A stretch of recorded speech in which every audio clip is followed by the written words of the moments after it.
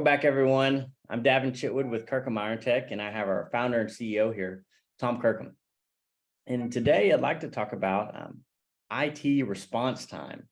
So Tom, what's your thoughts on what users should expect from a good response time from their IT team, but also their cybersecurity team or their information security team, if they have that as well? Yeah, well, that's a great question. And from an IT perspective, it's very common to get a 4-hour, what's called a SLA, service level agreement, right? That means they promise to respond to any reported issue within 4 hours. Doesn't mean it's fixed.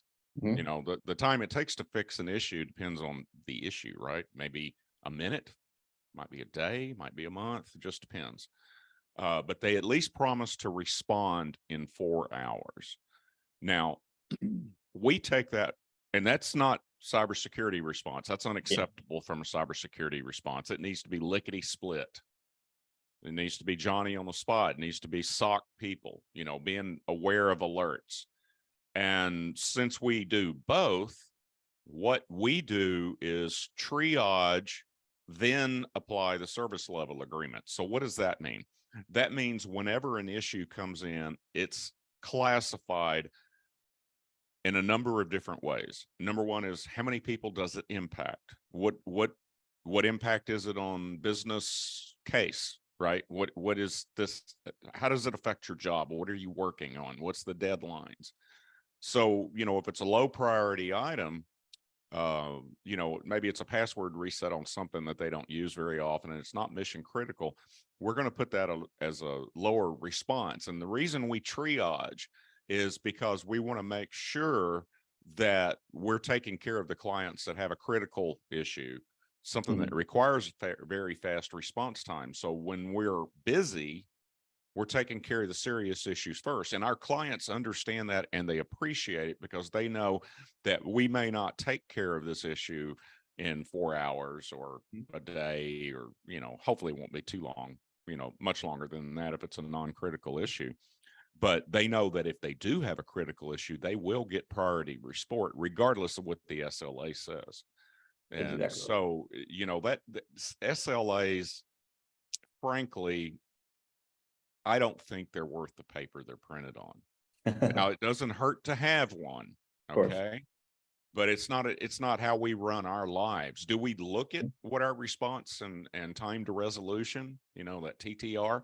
Yeah, absolutely. We look at those metrics and really make sure we're trying to improve them and you know, and make them as good as we can.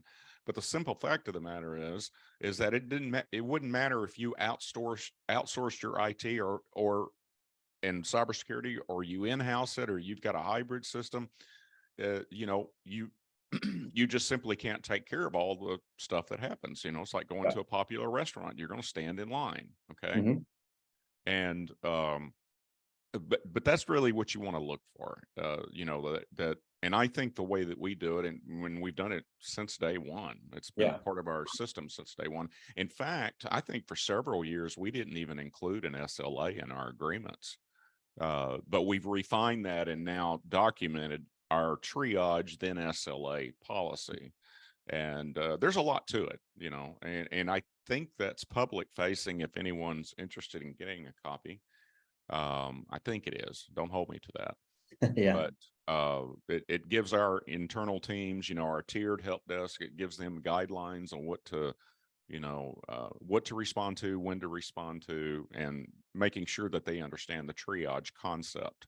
So anybody that's seen old reruns of MASH, you know, or any, you know, crisis, tragedy, burn centers, you know, whenever something happens, it's triaged. You know, if you've got a non-critical wound, you're going to be pushed over to the side while they take care of people that might die if they don't work on them right away.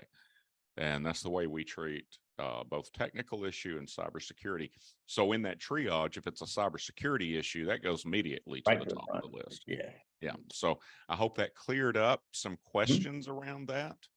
And I hope that whoever, whether it's in-house or outsourced IT, I hope that they're doing a really good job on response time, because it's something that I hear that, that's how we get some of our clients because they don't have a good response time. You can't ever catch anybody on the phone. I'm not saying we've always got a human being answering the support calls because they get busy, but it happens more often than not. And I think that's a good sign. And based upon the feedback that our clients give us, we do a good job in that regard. No, that's exactly right. And a couple takeaways just for the listeners.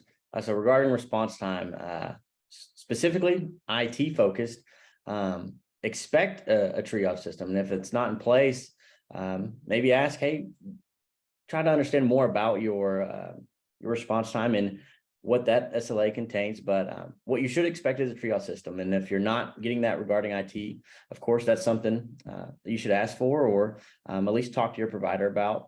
But on the other focus side regarding cybersecurity, you should always get response in seconds, especially when we're talking about security. Seconds matter. And so if you're reporting that, hey, my mouse is moving on my screen, and can you look at this, so you don't get a message back for 4 hours, that's serious. And so IT and security, definitely different focuses regarding response time, but a triage system is what you should expect. And it's extremely effective, at least what we've seen for our clients.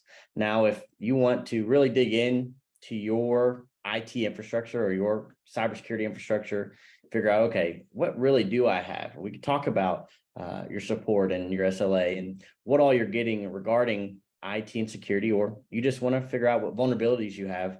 Reach out to us. We do have a free assessment regarding IT and cybersecurity that we can walk through your current infrastructure, evaluate what you have. And of course, like I said, if there's any vulnerabilities, we will discuss those in our assessment. So free to reach out, phone call, email. We'll be happy to talk to you soon.